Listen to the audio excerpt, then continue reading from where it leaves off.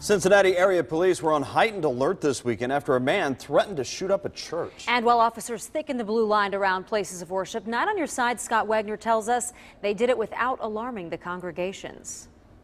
It had the makings of a major tragedy. It started when an apparently intoxicated man approached two women in the parking lot of the Vineyard Community Church in Springdale. Asked if they could pray with him about his military service. Then the conversation turned dark. The gentleman asked the ladies to be there on Sunday at a certain time. If not, then he was going to shoot up the church. Executive Teaching Pastor Eric Ferris says the church immediately called police, who normally have unmarked cars in their parking lot during services. So for this particular weekend, they brought their police vehicles, so there was just more of a visible presence that they were here. We had a total of 8 officers in the church. Police had only a vague description of a white male driving a Chevy Malibu, but that didn't stop them from taking the next steps. We also stepped up our patrols, and not only in the Vineyard, but all our other churches, and we spread the incident to other departments such as Sharonville and Glendale. A Sharonville officer told me their patrol cars also visited area churches on the lookout for any suspicious behavior. That extra alertness came as no surprise to Scott Hungler at St. Michael's Catholic Church. I think in today's day and age, they have to be. Both Hungler and the receptionist at the United Methodist Church in Sharonville had no idea that police were keeping an eye out for them,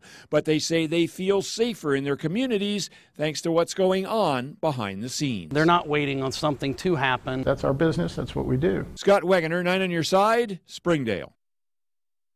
And as far as anyone can tell, the man who made the original threat never showed up.